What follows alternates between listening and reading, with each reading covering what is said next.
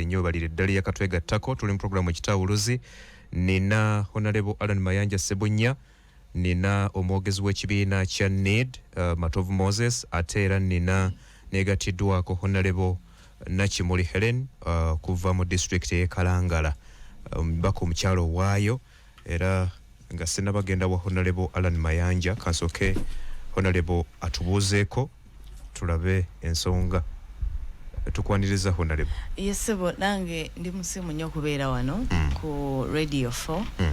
bwe mulundi gwange ogusoose mbadde mbuze n'okubula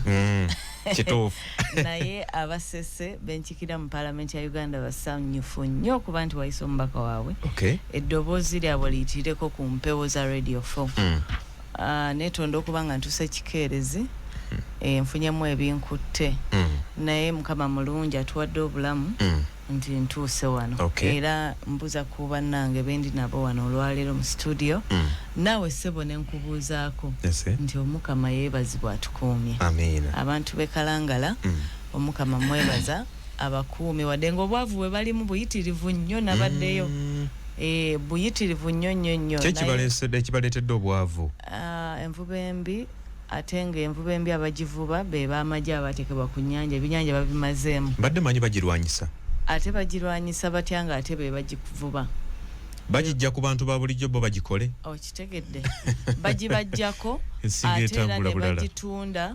bwe buba nga butimba ng'obwo babubajjako ne babutunda bwe baba bakwokya bookyako kwota okulaga nti evidence twayokyezza bw'asanga omuvubi avuba obubi nga mugamba gwetandika okunvubira buli mwezi ojja kumpangayo kino buli lyato balijjako ssente jjukira omuvubi ateekamu ssente mpitirivu nnyo naye bw'agenda mu nnyanja n'atajjayo wadde omutwe ogumu baloosa aba ataddemu fe abavubi kye tuyita wuula aba ataddemu amafuta aba ataddemu obudde bwe n'agenda n'asula gye bayita mu kalenge ennaku 5 n'akomawo nga tayina kati ate ng'olina okuwa omusirikale essente buli mwezi oba ogenda zijjawa kati abasirikale be bakozesa abantu ba bulijjo bo bennyini be bakola ate ne bakozesa n'abantu ba bulijjo n'aba nga amukolera bwe bagamba nti mwe temulina kuvuba katimba ka hurry up babina ebitimba babyogerako mu biseera bya mukene kakati bafunayo buli lyatu ne baligamba ojja kuwanga ssente bweziti buli mwezi ogenda ovube abavuba manyala katimba kabi akatimba ako kalina amasanyalaze bwe kagenda mu nnyanja bwe kati ekyennyanja ne bwe kyekoonako bwe konyine kidduka tekiraama kifa kale envuba eyo bwakusanga nayo nga kugamba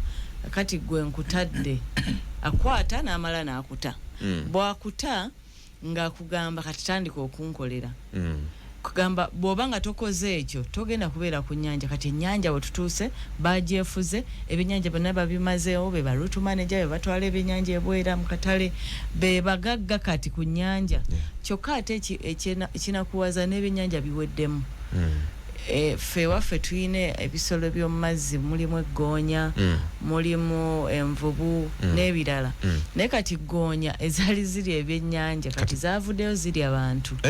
tebikyaliyo ebyennyanja ziri abantu zigenda ku mbalama z'ennyanja omuntu waaba oba ayitawo bagenda kusena mazzi temuddamu mulaba mugenda okulaba nga mulaba kiwuduwudu kale kyanaku nnyo nti abantu aba FPU be batuleetera ku nnyanja ekalangala si kalangala yokka ennyanja zonna ez'eggwanga be boonoonya obutonde bw'ensi obwo obw'ennyanja ate bwe tuvayo nomunaye ne twogera kunga batukangakanga byabufuzi gwe tujja kutta gwe wasoose okulwanyisa envuba embi onjogerako nze ndi twalwana njogerako ngaani naye ffe twasalawo President wange yagamba twasalawo kulumba nallo tubagambako kubanga gwe mulimu gwaffe ng'ababaka kuba tuli ddoboozi ly'abantu nabaddeko mu gombolola y'emazinga kumala wiiki emu n'ekitundu gombolola y'emazinga gamu ku magombolola g'ogamba nti gaali badde galeeta omusolo muyitirivu nnyo liri eyo kumpi ne Tanzania naye amaato gonna baagawanika gali waggulu abantu baavu abantu tebalina ssente fedde essese ababaka ba Parliament we bajja nga twalina omubaka bamuyitanga Honorable Tim Lwanga muteekanga oba omujjukira bulungi yaliko ne Minister wa Integrity omwami oyo bwe bajjanga ewaffe nga tuli bato ng'omubaka wa Parliament akyadde mu kitundu nga buli maka geetikkettu ne gatwalira omukulu ng'abanga president azze mu kitundu bagenze mulabako nze nzikira mama yantika akafulusi ka mwogo nga ngenda okulaba omubaka akafumbe akabisi naye ngenda okusanga nga ne bannange bonna ffenna amakatuleese olwo ebiseera ebyo waliwo ze bayita entala z'ebyennyanja ng'omusese bw'owaayo olutala lw'ebyennyanja oba owadde omuntu lubamu ebyennyanja ebi naye kaakati ennaku zino omubaka gw'alina okubawa kuba bali mu mbeera mu palamenti kozza okola ki mu parliament nze shadow minister wa information and anti-corruption naliko shadow minister wa w'ebyobuvubi naye kati ne nsumusuka ddala ne banteekaawo ne baŋŋamba nti mbeere mwogezi w'oludda oluvuganya mu parliament ya Uganda. Yes sebo. Kakati wotusangidde tuli ku nsonga ezigenda maaso mu ggwanga munaddala nga tweteekerateekera akalulu ka 2026 nzikiriza mpuubeko olubu lw'ekigere wa Honorable Alan mu ngeri y'okweteekerateekera 2026 tulaba enjawukana mu bibiina nnyingi ezimu ziva ku kaadi endala ziva ku bitiibwa wabyogeddeko endala ziva ku nsimbi oli atugambye mulimu n'amawanga bino byonna binaabayambanga bali ku ludda oluvuganya gavumenti okutuuka ku kiruubirirwa kyammwe nga muli wamu ng'ekitole neyanza nnyo omwami Kagogwe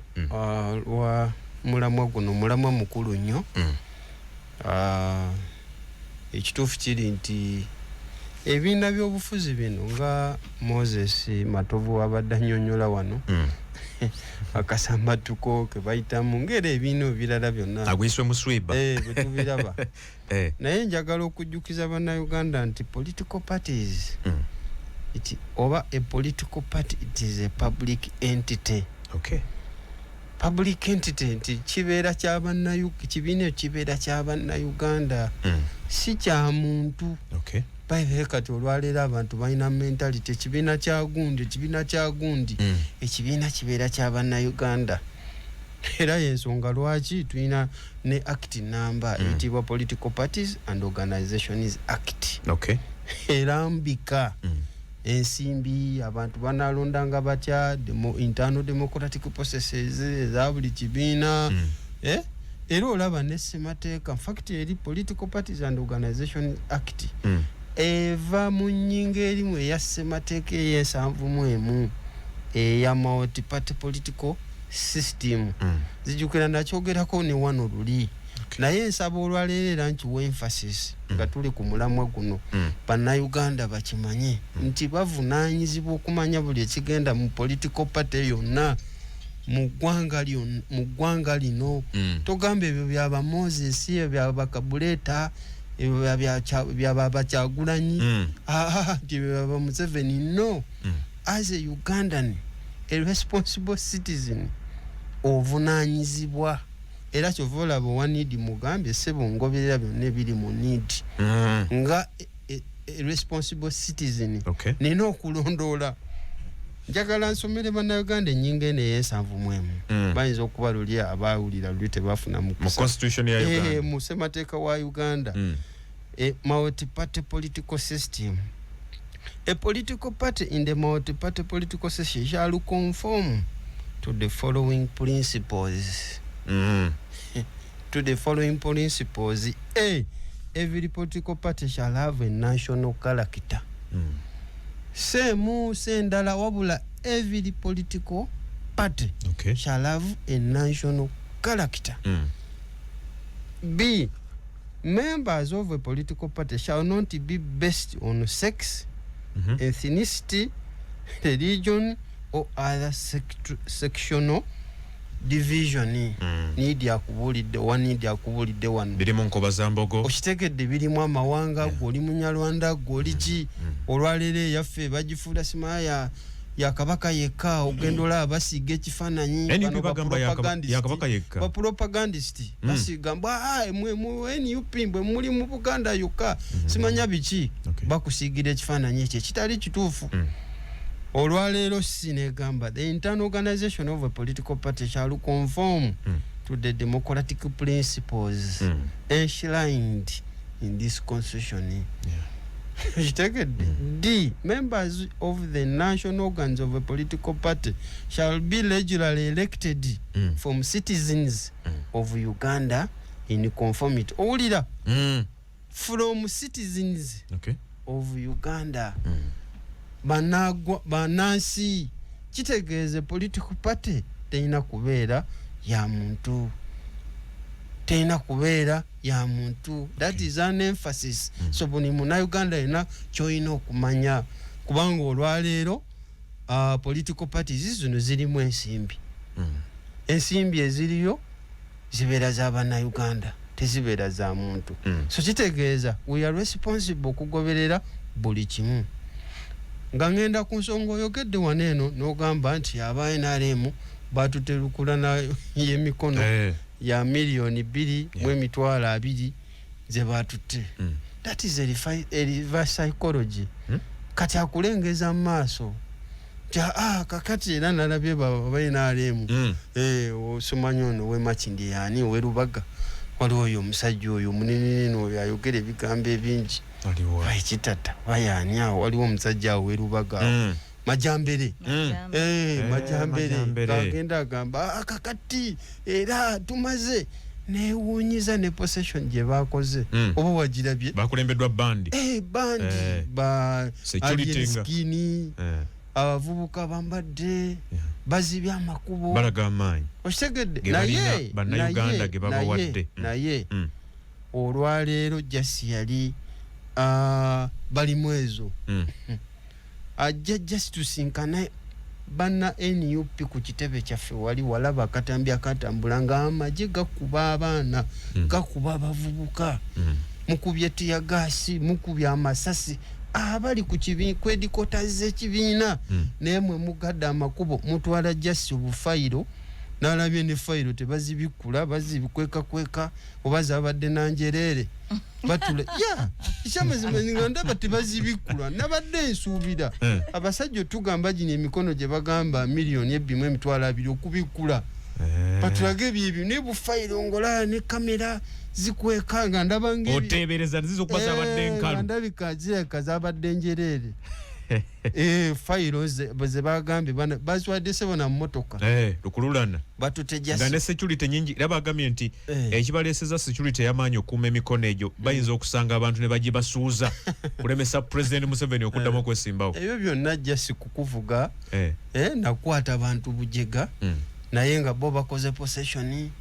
mukubo amakubo bagazibye nenga police ezeewo entakera tubaziba mu opposition tikubanga muba mutataganya abalala bayitawo kati tuwebuuze nalembo we bayise n'ekibinja kye kinene nnyo bote balina balala bazibye alaba Lukwago yali agenda ku nomination tiagasi yanyoke era ne bamugamba Lukwago ina boda nyingi nnyo olina abantu bangi nnyo sabo mwogezi wa polisi bwatu bwe yavaayo nti agwe Lukwago bali mwezi wabaganyi kwa mwalina boda nyingi nnyo mwabadde n'abantu bangi nnyo nga bazibya amakubo balemesa abalala oba ekyenjawulo nti bo banno babadde beeteeseteese nga bakola procession yaabo genda ku electoral commission ekitali ku opposition nti begatirako mu kkubo kayoola tugende nga tuwali n'omu abagamba mutambule bwe muti olw'obwagazi bw'abantu so tuba tusuubira poliisi kuvaayo kugamba banne muyite wano mukole bwe muti to keep law and order nga poliisi si kugaana kubanga temukkirizibwa kugaana wabula kye musobola okukola to guide abantu bano abatambula etteeka teriwa poliisi kugaana etteeka liwa police to guide kuvaayo nti Lukwago mutambule wano bwe muti bali mwezi mutambule bwe muti mugende bwe muti mulekewo eno space abantu bebayitira naye walabye nga beenale mbagadde wonna be balirimu lyokka lyerere kale kwegamba bonga tebakwatwako kyokka ne fayiro ze batwala nkalu ganjerere nze nalabye tebazibikula naye nga mu byonna ensonga enkulu olwaleero etulese wano political parties zina challenges zenjawulo olwaleero labo olwaleero mu kyaffe ky'NUP abantu kaadi zafutse kaadi omuntu kuba tebamuwadde kaadi n'ava n'ayogera ebigambo bingi nga simabo yawaayo sente simanya bwe yakola kibiina kiriddewo omubiri propaganda afunye obuvune naye akabonerako okumusiima kumumakkaadi naye president yakyogedde bwe yabadde kutenda agamba bannange temunjagala lukolwa kaadi yagamba kakatira bangi besawadde kaadi nategedde ekituufu ti buli jona njagalako kaadi bwana Kagogo omulimu omunene ogwa political parties ne bannayuganda ffenna olwaleero omanyi buli mulembe gubaako ne tasiki n'obuvunaanyizibwa bannayuganda njagala mbajjukize ayinza okubeera nga yeerabidde omulamu omukulu olwaleero kujja Mwai Museveni ne sisitimu ye ng'omuntu ne Museveni zimu because waliwo Museveni ng'omuntu eyagenda Nakaseke n'agenda e Luweero n'agenda e Kyankwanzi n'akulemberamu ne bane bwe yagamba abaali 25 ne bagenda ne bakuba emundu abantu afa miliyoni ne bafa e Nakaseke Luweero Nakasongola n'ekibuga eyo yonna najja ng'omuntu then bwajja ajja ne system olwaleero Museveni zimu kati system eyo emaamidde olwaleero olaba obuli bw'enguzi kosase tutunulira ekyetere k'abantu babba ssente naye ng'abantu tebaliiko abagambako kakati olwaleero bw'otunula ebyenjigiriza bwe bifaanana system yonna bagisse otuuka wano olwaleero okabeere wano mu kibuga kati olabawo public schools neweebuuza kakati bano abaana abali mu ghetto kati waliwo public schools tulaba private schools ezimeruka bano abaana balagawa be bano olwaleero abavayo bakifeesi bano baddamule be bakozesa bano oboolaba bano ab'enaalemu be bakozesa n'agamba tuze abaana ba ghetto tubawaddeyo akakunkumuka 1 billion ne babalimbalimba naye nga tebabateereddeewo nteekateeka nuŋŋamu kakati ebyo byonna etubinula ebyobulamu bw'otunuulira amakubo bw'otunula institutionizi zonna bw'otulira abantu nga tebalina ddembe lya kweyogerera olwaleero akaseera ke tulimu we kaba nga kampeyini byandibadde kivulu kitya bantu bandibadde mu kusanyuka mu kunoonya buwagizi bantu kuba laalizi kutambula bivulu kwegamba banoonye obuwagizi naye omanyi olwayo tulinga abatalina mu kampeyini tulinga abatali mu political season abantu bavumbeera kubanga lwaki abantu tebalina bwogerero abantu bafa ekiziiro abantu tebalina bwekyusizo buli omu abulako awo okuddukira kubanga abantu bafugibwa obumbula so kakati nga bannayuganda tulina task tulina obuvunaanyizibwa ng'ogyeko olwabino ebifo abamu byetwagala abamu bafune sente abalala bagaggawale ne twerabira omulimu omukulu n'obuvunaanyizibwa obukulu si kya bifo ekifo okoza kikozese osobole okutuukiriza omulamu omukulu ogw'okununula ensi yaffe n'okulaba ng'eterera so ekyo tulina okukijjukiza bannayuganda entaka era buli kaseera kye tuyita civic education kuba ebyo tutakikole bannansi bajja kuva ku mulamwa n'abantu abamu ab'olubatu babakozese abantu beerabire omulamu omukulu nti gwakununula ggwanga nakununula nsi yaffe esobole bannayuganda okugyeyagaliramu nga bannansi webale nnyo webalire ddala honorable ensonga bw'atyo gye bwaziraba dakiika ziri 8 zisa ku ssaawa 4 ez'okumakya gonnako olwaleero muzikirize ngendeko wa honorable Nakimuli ensonga zetuliko njagadde tuziwumbewumbe naye nga twebuuza nti ebibiina ebisinga munaddala NRM gye mwagala okusuuza obuyenza n'ebibiina ebirala byo bimaze okweteekateeka obulungi nga byetegekera 2026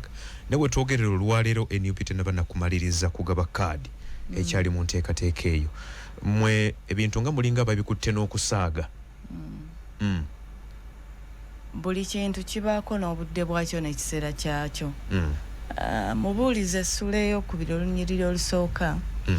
agamba nti buli ekiri wansi w'enjuba oba wansi w'eggulu kirina ekiseera kyakyo n'obudde bwakyo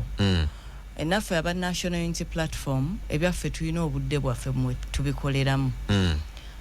okupapa temuli makulu wabula okwetegereza kye kisinga obukulu bwe tubanga tugamba nti ffe vetting yaffe egenda kubeerawo bweti ssemateeka waffe atuwa omwagaanya okukola bw'atyo ate era kiwa obudde abakulembeze ab'enjawulo okweteekateeka obulungi ebya NRM wabiraba ebyalimu byesagala gendamu nnyo nga mulimu n'abantu abaafa mulimu bano abantu bagulirira abateeka musende mpitirivu ababaka bazze batugambawo ku parliament nti nze nakozesezza obukadde 6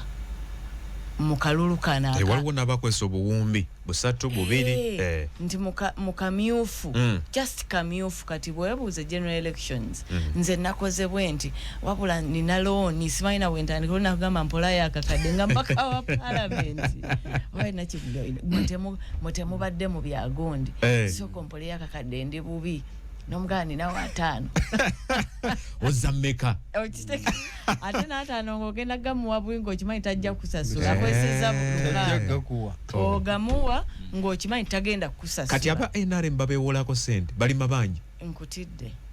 anti nze nkubulidde nakyerabirako nga embeera ebanyize akomawo okuva mu balonzi nga asiiwuuse yenna tategeerekeka naye lwakalulu akalayini kebabba obubbi so ffe ebyaffe byakwetegeka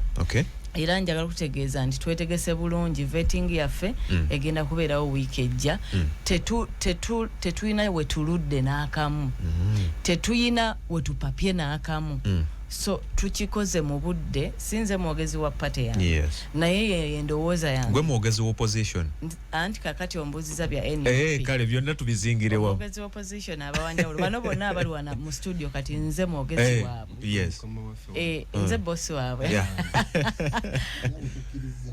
mwebale kukkiriza naye kati ombuuziza kya National Unity Platform nze ndowooza nti pate yange tekoze ensobi kukola bwetyo ate nkimanyi nti egenda kutufunira ba competent candidates okugenda okutukiikirira mu parliament ya Uganda. Amaziga agali ku local government tetugenda kulaba mangi nnyo ate ku kyababaka ki ekituusa okuba nti mutuuka ne kussa eryogera ebyama ng'oli akumye kaadi nze nga Nakimuli bwe ntunuulira ensonga kati bwe nkuba mu ttooki ng'ekyali ewange ekalangala abantu bagenda mu vetting Jesali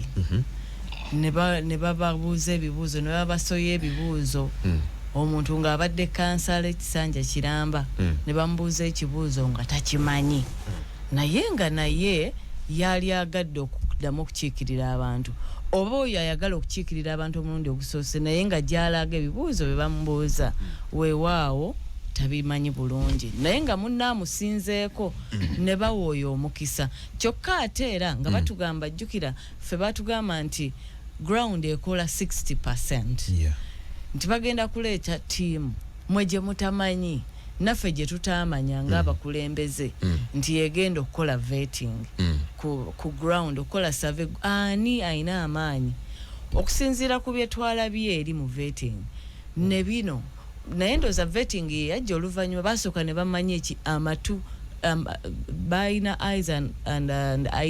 and ears on the ground ani ku ground abantu gwe bagamba nti ono ani abadde mu bantu kwa president yatugamba okweberera tubeere mu bantu tubawo obuweereza bwe tuba tunatuka mu buweereza tubalabe nti obusobozi tukola ki tubuyina abantu abo bwe bakola omulimu ogwo vetting negenda mu maaso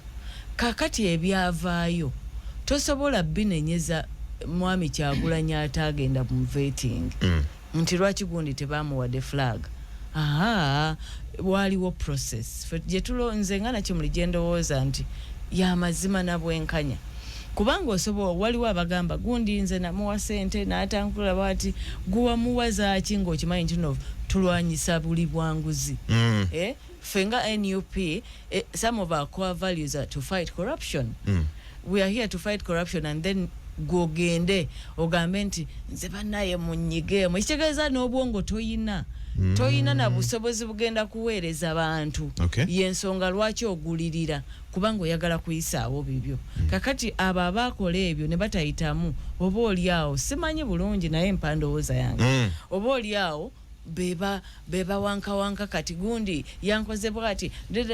kubanga tebazi kusaba naye oba oliawo wakikola oba waziwa nti wali amanyi kati nze ndowooza process eno simbi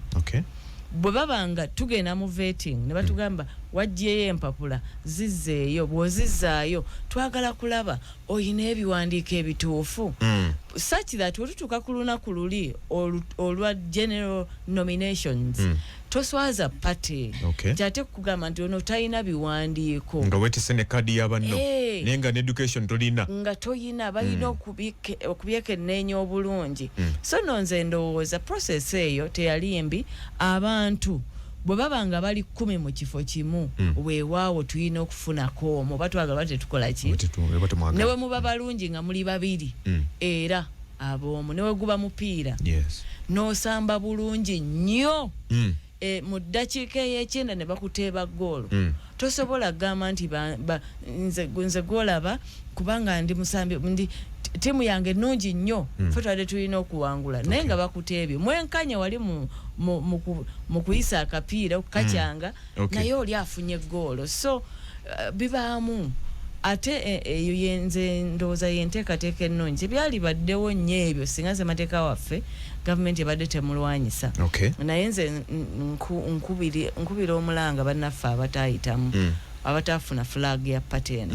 nti it is just the beginning of our journey twagala kugenda mu bukulembeze ate gwe olwana onyiize kuba tebakumye flag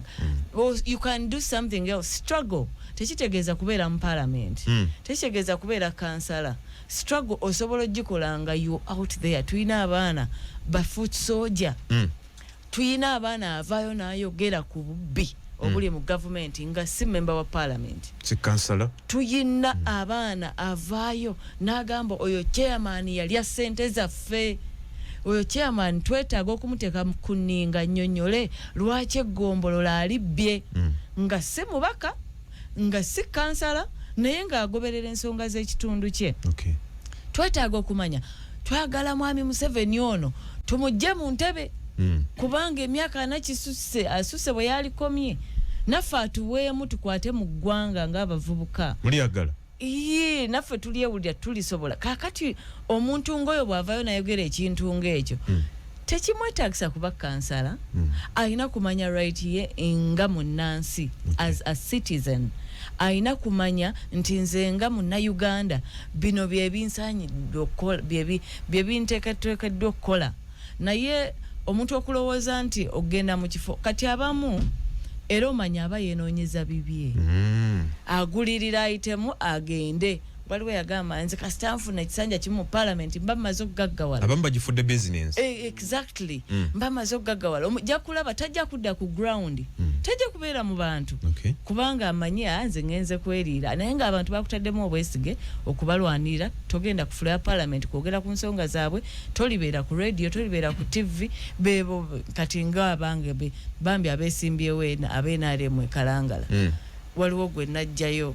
mukazi wattu nga talina we yali alabikidde ku kufula ya parliament yagamba bugambi yes muzeeyi ne bwoba oyina emyaka 3 nga bakukululira ku kaliba booti onofuga Uganda awo yalabikira naye alwana kuma mu parliament kati oyo aba ayagala ki alwana kujjayo ekitegeeza oyo aba ayagala kiryamu buli adduke ave ku bantu honorable twogere ku nsonga y'obutakkanya mu bibiina by'ebyobufuzi byoyogerera ebiri ku ludda oluvuganya gavumenti biina bwe binabatuusa nga bulijjo tewali nnyo luyombo luwangula lutalo mulina kubanga mwekuta ekitole kyentera okugamba nze nakimuli bwe tubanga ffena tuli ba opposition kyeki ssemateeka wa Uganda yakkiriza kye bayita multi-party dispensation nti bannansi buli omu ayina ebbeetu oba eddembe okubeera mu kibiina kyeyeegazanyizaamu kyayagala era ebiseera ebyojjukira twali tuyina pati emu era ebiseera ebyo eddadda mwami Museveni nga yakawamba oyinza okugamba nti bannayuganda abasinga baali bawagira movement kubanga balaba kitangala kati yali omunonozi exactly ona tutasiza bana babadde batuliisa sapatu atutasiza ekiwamba abantu atutasiza bana badde bakwata abakyala abakazi atutasiza obwavu atutasiza kino bonna ne babuukira buli omu n'agamba tunagenda ne kino Yes. naye we batandika okulaba nga twagala demokrasiya buli muntu yeegazanye mu pate gy'ayagala era ekibiina nze nzijukira bwe tugenda mu bibiina ng'ebyo ekibiina ekyasooka bakiyitanga Labour Party National Labour Party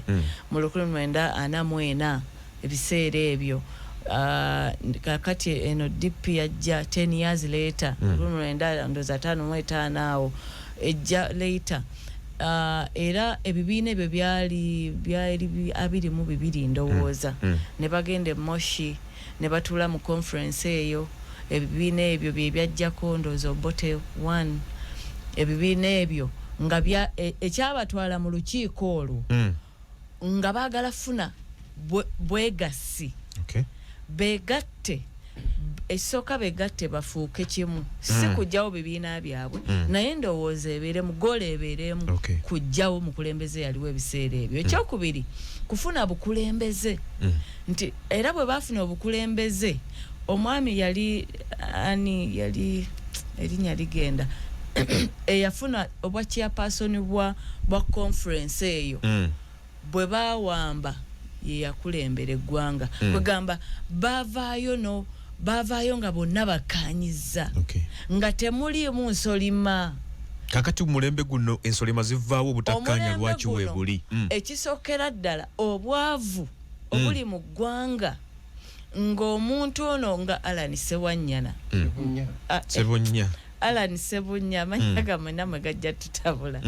nze muyita muto wange kyoba okozese obuwanvu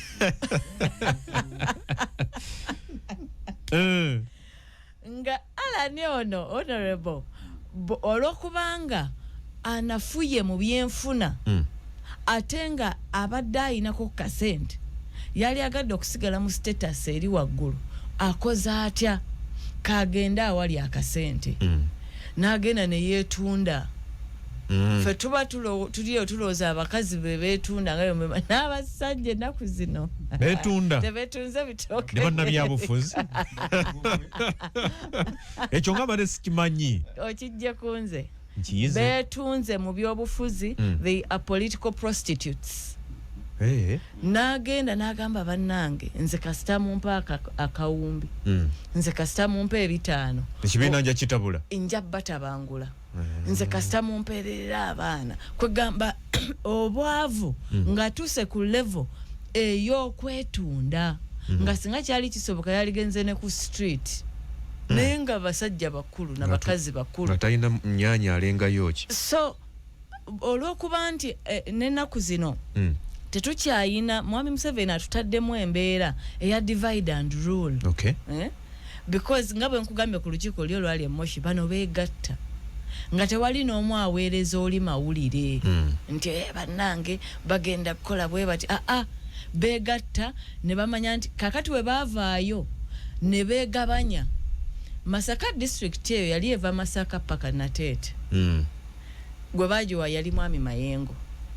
waliwo bali n'oba district nga 6 buli omu ne bamuwa ogutundutundu nti yagukulembera era kyensinga okujjukira bye nali nsoma nti lwaki Masaka bagiyita Liberation Square lwaki bagiyita bwe bati awo we balangirira nga bawambye we balangirira nti kakati obuyinza ffe tubuyina mu 5 baali bayina enkolagana baali bakkiriziganya nga tewali mugaati oba kawogo kabaawula bonna bayina ebizibu byebimu abo boolaba batasisika bwegere waliwo n'olala otuno ateeronda baani abo bonna bayina enzikiriziganya batunda ebintu byabwe kulwa okununula eggwanga kati kiki mulina okukola okubalabirako ne munnammwe ne mukkaanye nze ndowooza we tuli kaakati tuddeyo ku nnono nze ne mukyala muganda ennono eno kikulu tuddeyo ku kiki kye twetaaga ng'eggwanga bwe tuba nga abantu batutaddemu obwesige ng'abakulembeze kakati ono wa need nze ndi wa NUP waliwo owa DP naye DP eyo nedda DP opposition bafumbo side zeri kakati ate abo tuyinza omukyala bw'aba afumba mu maka geeri osobola okumwesiga kale waliwo DF abo nabo ate abo baleke lwaki mbalika buzibu bwenkugamba n'okutondawo ebibiina ebiyitirivu ennyo wadde nga ssemateeka tuwa omwaganya waliwo n'ebimu ebireetebwawo okulemesa ne DF mwe mumuzaala nga bw'olaba tugenda mu kalulu 2026 wabeerawo ebifo ebimu omuntu omu najja mu kalulu nga tazze kanoonya nga zekola ki nga zze oba oliawo kukendeeza ku bululu bw'oli oba kuyamba kuono mu mbeera y'okuuma akalulu obitegeera ne DF bw'oyogerako mwe mumuzaala ava mu mmwe ate yagamba tava mu ffe yagamba yaliwo amaanyi naye nze saagala nnyo okgenda eyo njagala kutegeeza nti waliwo political parties mu Uganda ze bataddewo kulwana bibiina bya bufuzi by'amaanyi ebiina omulamwa ogukyusa gavumenti kakati nga nze ndowooza ekyalisinze kutuula ku round table nga fa opposition bino ebyokwekuba biba biwooli maanyi tebituyamba ne pati bwe zinaamerukawo ennyingi era tugenda kusigala nga omuganda agamba amamesa amangi tegesimira bunya naye era ayongerako ku lugero olwo n'agamba nga tegayina agakulembera kakati tuyina babinywera abo buli omu w'amaanyi ate buli omu alina abantu abamukkiririzaamu bagamba ono kati ono bw'avaayo n'akulembera ate ogundi buli omu agenda bibye awo nze ndowooza oba oliawo waliwo n'akasente akajja akalemesa unity akatulemesa okukwatagana tubeeko nga bannaffe abaagenda mu moshi emyaka egyo egya 1955 ne bagezaako okulwana okulaba nga baleetawo enkyukakyuka naffe nga tusobola okubeera mu pate zaffe mu mirembe naye nga tulina eddoboozi litya limu erigenda okujjawo effugabbi webale nnyo obalire ddala Honorable eddakiika zino zitambula muzikiriza ensonga eno wanvuyeemukko niyebaddemu ensonga enkulu tuyina ensonga y'ekiwamba abantu kakano kizzeemu nate embeera efuuse enzibu buli omu atambula amaga tebanjoola era tunagenda okulaba Moses Matovu ng'amawulire gayita ntya tubadde tuva wali tetukyamulaba bino lwaki bizze kati era ne biddamu nga bwe byali mu 2021 Moses Matovu nino kati gututegeragana erinnya lyange sinze Moses Matovu Moses gututegeragana abalambalekerayo tusobola okugattako ne kiriwa omukulu kyakuvunaana kiriwa Nkoba Zambogo zindiwa Nkoba Zambogo Matovu Moses Nkoba Zambogo wa Makerere kati bisibyegana ebyo byembadde mu binamala okusoma mbadde mewonga gye nkolera nakola land board nakola ministry education ebyo sibyewakana byange ebyo sibyewakana era nze mutuuza bantu actually I feel comfortable with Alan one I mean ne Mayanja I feel very comfortable and proud ekibaita okuzimba abantu ate era buli muntu yandyenyumiriza mu ggwanga lyo oba muki twogera bino abamu ku bantu aba opposition bali mu kkomera omusango ogubavunaanwa kwetaba mu dduyiro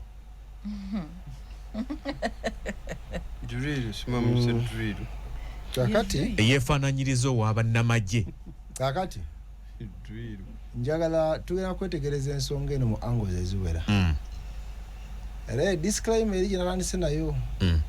nti oluusi njogera ebintu ng'abantu tebaagala biwulira niyage mazima era nesifaayo ku kikibana ngamba kubanga loolo yange mbangikoze tulina ebintu bya mirundi ebiri tulina akola ebyo bwe tulina okutunuulira karakita ye naye naffe biba bikolako karakita yaffe abantu ba mirundi ebiri mu Luganda bagamba nti luwa lukovu mukyanda kimulyangamye muganda si bubuusabuusa olumanyi oluba olukovu olumanyi oluba olukovu bwe lugenda okukuluma kaba kagala kutta busi kuba tekalina maanyi kakwata kati kavaako na kifi so mu Luganda bagamba nti luba olukovu lulumirira kutta kakati ebyo tubimanyi nti gavumenti eno baddeyo myaka gigenda kubeera 4 Mwai Museveni bwe yali mu myaka gya 89 kati si bwali akaddiye naturally afuuse weak anafuye naturally obusobozi mu kukola emirimu gy'obukulembeze bwe yali alina obuli obw'amaanyi ennyo n'obwongo obungi ennyo nzikiriza nti level si gyaliko nga nkijja mu bigambo bye nti omuntu ku myaka 75 kale weewaawo wandibadde omulo oba okooyeemu naddala bintu by'okulowooza ennyo bigambo bye kati buli lwobeera nga oli ku level eyo ekabwe etyo naye nga obuyinza okyagala obusigaza ate weewola amaanyi amalala kyova olaba nti mu kulonda kwa 96 amagye ne poliisi engeri gye byakola mu kulonda si bwe bikola kati olwaleero oyinza okwesa bwe twali mu kulonda kwe Kawempe jati yakulembera ne kuddako red top poliisi negoberera electoral commission yasembayo okutuuka naye mu nkola entuufu electoral commission erina okusooka n'abasirikale baayo ne bagamba naye embeera gye tulaba wano egizeemu poliisi mutongeri y'abasirikale kati poliisi ne bagamba betulina baweddeyo ndozi batuyite ku bannaffe batuyambe ne bayita ku magye ne gabayambako naye ekizibu nnyo nga nti n'amagye galemereddwa twongereko force amagye gano agalejula gajje ne red top ejje nejje ati ekole ki naye bikulaga tools ono ali mu buyinza zaakozesa yeewola ku maanyi bwakukwatako afa naawe ng'osaavinga nga kyakulabirako okutiisa abalala kati ekyo bwe tumala okitegeera nti ye karakita ye era nti lukiwoninga ku bantu bonna bannayuganda nti okulonda kwe tugendamu tukkirize tekugenda kuba kulonda okwabulijjo kubaddemu obusambatuko naye twala olupimo lwa NRM primaries bwe nga bwe lwabadde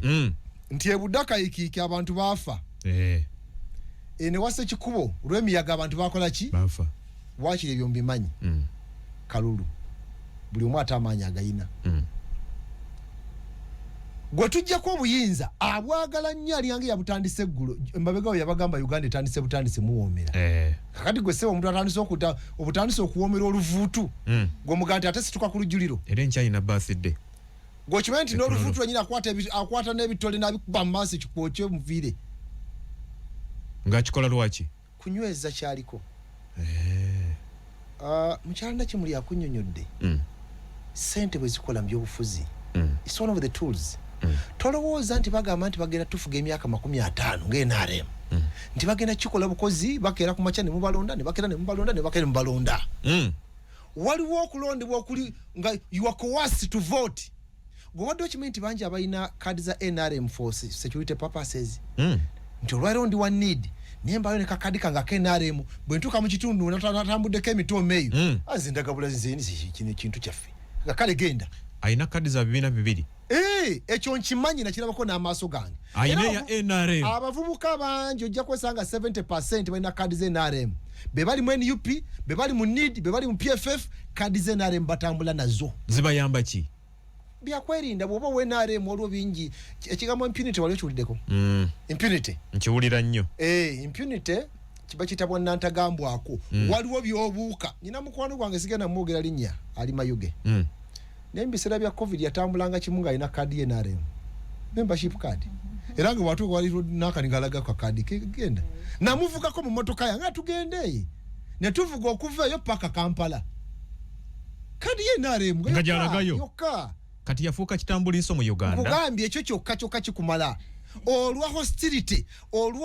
olwa engeri NRM gyekolamu ebintu byayo kati n'okubeera obubezi ne kaadi yayo ekyo kikumala security ogikola ki ogirina ekitegeeza olw'ebitundu ebimu gy'olaga nga kaadi ye NRM yina okwesaawo nona akwata bw'omulaga ka kaadi keraga ono waffe tomanya gwe genda kati mulaga ya NUP tulina munnaffe ayagala kukwata kaadi ya NID ale butongo twali tunyumyamu naye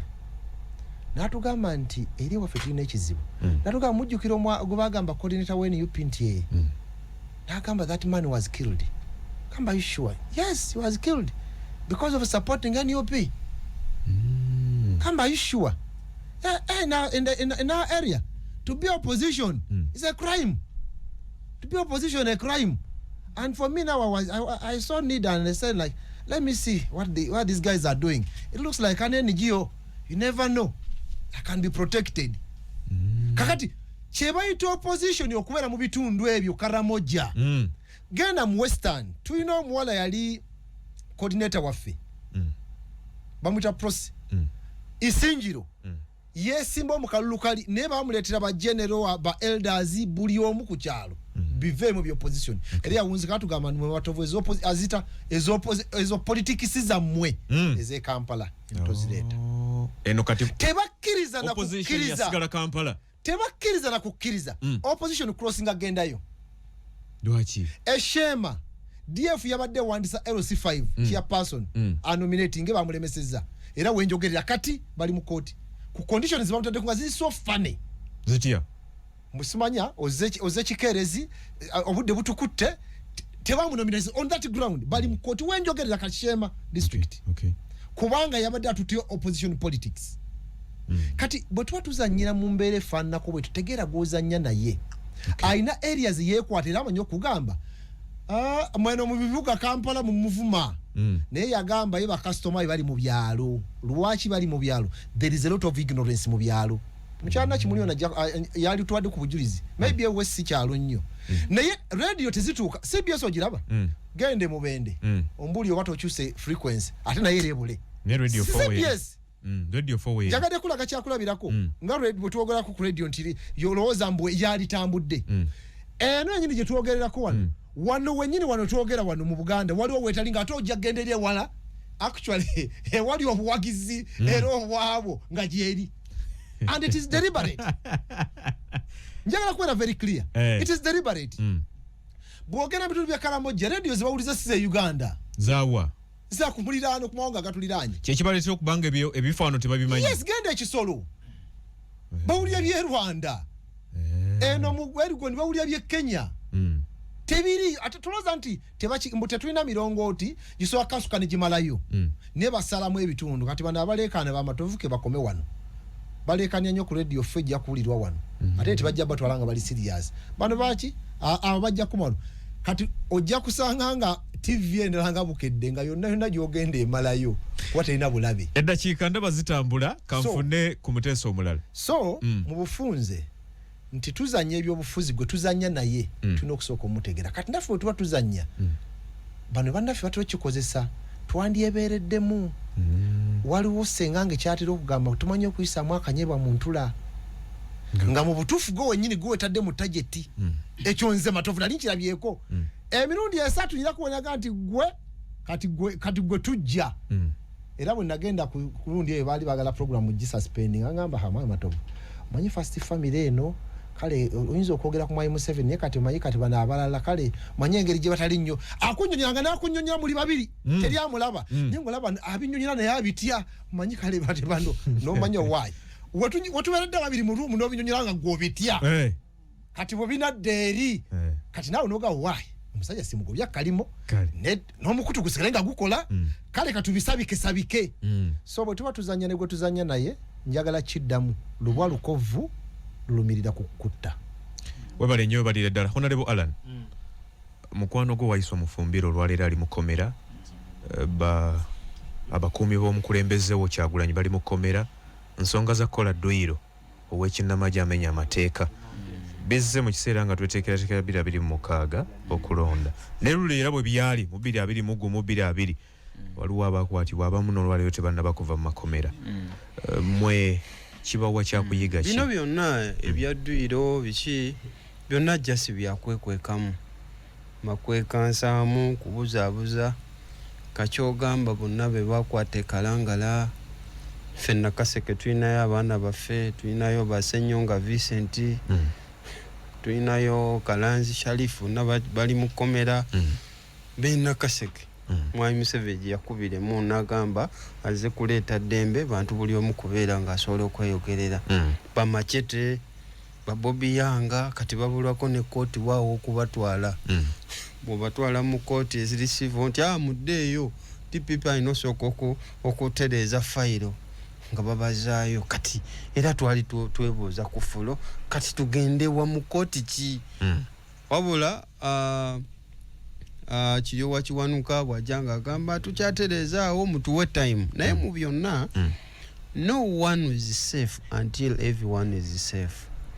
Teri yali safe okutuusa nga ffenna bannayuganda twenunudde nga tuli safe. Bwana Kagogwe abalala mwenna abampuliriza abalala oyinza okubeera nga nga we twalabye eggulo nga bawerekera fayiro enjereere bazitwala ekkololeza mbu ezeenaali ekyokuba enjereere ng'okiremeddeko kubanga baziganyo zibikkula njereere batulimbye gwe omu ku bawerekedde era ng'ogamba oliwo enaale munyo ne t-shirt oyambadde ziriko omutwe waliwo n'abaali bagamba nze ndi wa PLU bwe tunagenda mu kamyufu bajja kuleeta amagye anti kubanga akulira PLU munnamagye kugamba ng'oli taswala na kwogera ekyo tamanyi nti already eyo that is an indictment mu byonna kyengendako kiri ki nti okutuusa nga ffenna eggwanga twenunudde nga bannayuganda ffenna nga tusituse byonna ne tubyogerako n'olema kulwazirinda olwange tawa musibe lubugo so toddeeyo n'otuula nze munnamawulire nyinza okuba ne rediyo gye nkolera biki biki nze ndi bulungi ngenda mu SC ndi MP era mbaire eyo mukonswe ne mbabuuza oyinza okugamba nti mwati ababaka mukozesa abaana wali aboogera eyo mukozesa abaana baffe ab'NUP abaana baffe ne babakwata mwababaka tebabakwata ne mubuuza owaayi Segirinya mulamu Segirinya kyeyali member of parliament alya butaala so no one is safe gwe toweddeyo n'ogamba aze mpagira NRM nti gw'oli bulungi naye nga bino byonna olwaleero okutuusa nga ffenna twenunudde kobeeremu NRM kobeeremu Nadini ki kobeere oba oli mugagga kobeere oba oli mwavu ffenna tewaliwo ali bulungi okutuusa nga ffenna tusituse simanyi oba bwenaava wano ku lediyo fo nange bagenda kumpamba bagenda kuntwala ate nkimanyi golowooza bonna be bawambye kati wayiswa kyogamba mu ddiiro yaliyo teyali nayo ne ku kitebe kwolwo teyaliyo mu ddwiro simanyi ddwiro gwe bagamba n'abantu ebyo byonna byakwekekamu bwekwezi si bya ddwiro